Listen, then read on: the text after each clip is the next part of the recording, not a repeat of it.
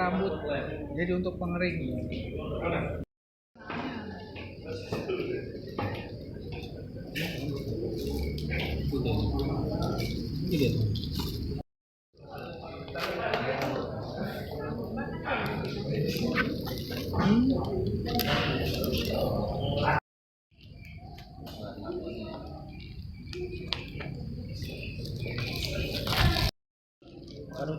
Coba dulu, susun lah.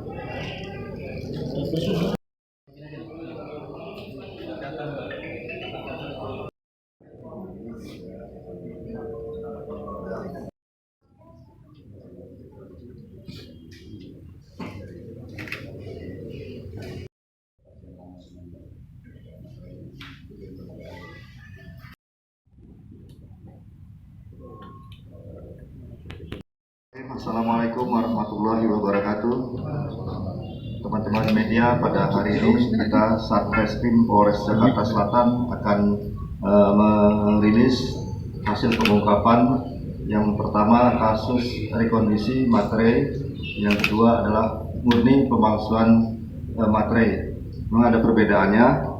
Yang pertama itu kalau rekondisi jadi materai yang asli, kemudian modusnya dibersihkan dengan menggunakan aseton dengan cuka, sehingga tulisan-tulisan maupun stempel yang di materai lama hilang, kemudian dibersihkan, direndam dalam air sehingga lemnya hilang, kemudian nampak seperti yang baru.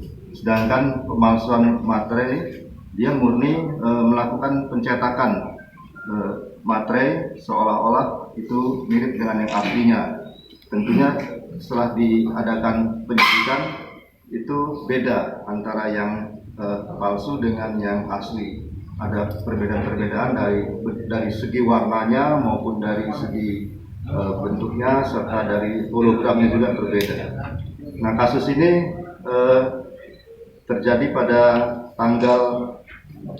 yang pertama tanggal 8 Agustus 2009 terjadi di Pasar Minggu dengan tersangkanya 2 orang berinisial YI dan MN. Kemudian kasus kedua yaitu pemalsuan materai, yaitu terjadi pada tanggal 18 Juli 2019. Tersangkanya berinisial E, EN, kemudian inisial AR dan juga inisial IF. Nah, ini sedang kita kembangkan, khususnya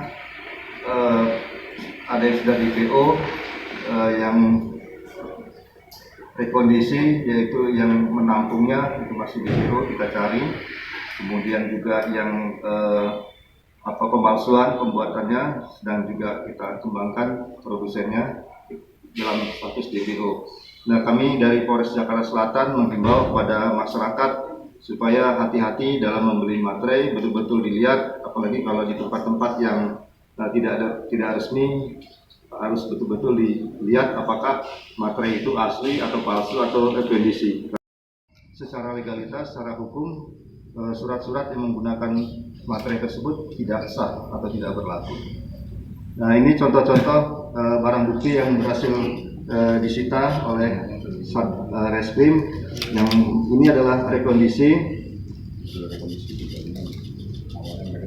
Ya, ini awalnya yang direkondisi yang masih dalam bentuk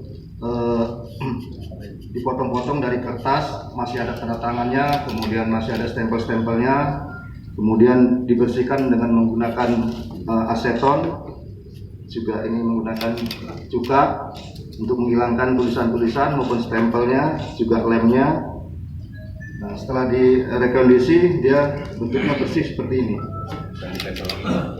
Kemudian setelah itu yang bersih tadi digabung-gabung lagi, ditempel, dilem sehingga seolah-olah nampaknya asli. Memang kalau sekilas, apalagi kalau kita membelinya pada malam hari, kelihatan persis asli rekondisi ini seperti baru. Tapi kalau kita siang, apalagi tempatnya terang, mungkin kita bisa lihat lebih jelas kalau ini hasil rekondisi. Kemudian ini adalah materai yang palsu, jadi di print menggunakan print.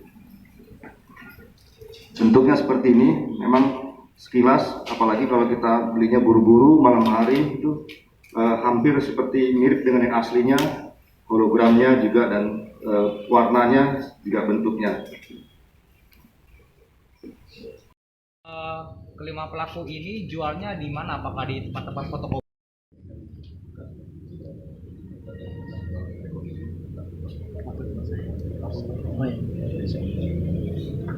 Jadi untuk rekondisi itu mereka ngambil dari lapak-lapak, mungkin dokumen-dokumen dari kantor-kantor, kemudian digunting, diambil, kemudian dibersihkan, kemudian dijual dengan harga berkisar antara 3.500 sampai 4.000 ke warung-warung, ke tempat-tempat yang tentunya bukan yang tempat resmi untuk menjual beli benda-benda materai. Pelaku rekondisi maupun pelaku pemalsuan materai beda, mereka beda kelompok, beda jaringan. Kalau terungkapnya Kalau dengan rekondisi itu memang harus di tempat yang terang dengan menggunakan lampu ultraviolet sehingga dia jelas hologramnya, terus bekas-bekas tulisannya juga atau stempelnya juga jelas. Kemudian di belakangnya itu juga bersih. Kalau yang asli, yang baru. Kalau yang rekondisi tentunya ada bekas-bekas lem atau mungkin bekas sobekan kertas, tidak rapi gitu ya. Makanya ketika kalau kita belinya malam-malam buru-buru, mungkin begitu kita ambil kita lihat sekilas memang seperti baru atau asli. Sedangkan kalau yang dipalsukan itu memang rekan-rekan bisa lihat sendiri, memang warnanya beda ya, dari segi keterangannya, kemudian dari ketebalannya juga, bentuk hologramnya juga agak berbeda ya. Nah, kalau siang mungkin kelihatan ya,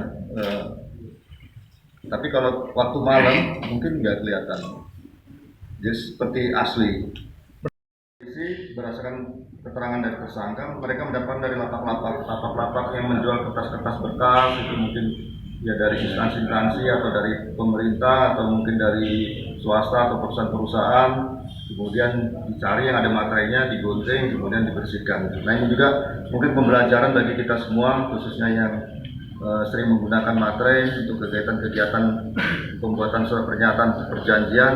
Jadi ketika surat-surat tersebut sudah tidak berlaku atau salah, sebaiknya dihancurkan dengan menggunakan penghancur kertas atau disobek, sehingga tidak dalam keadaan utuh, karena nanti akan dimanfaatkan oleh orang-orang yang tidak bertanggung jawab untuk direkondisikan kembali. Pak, ini selama 2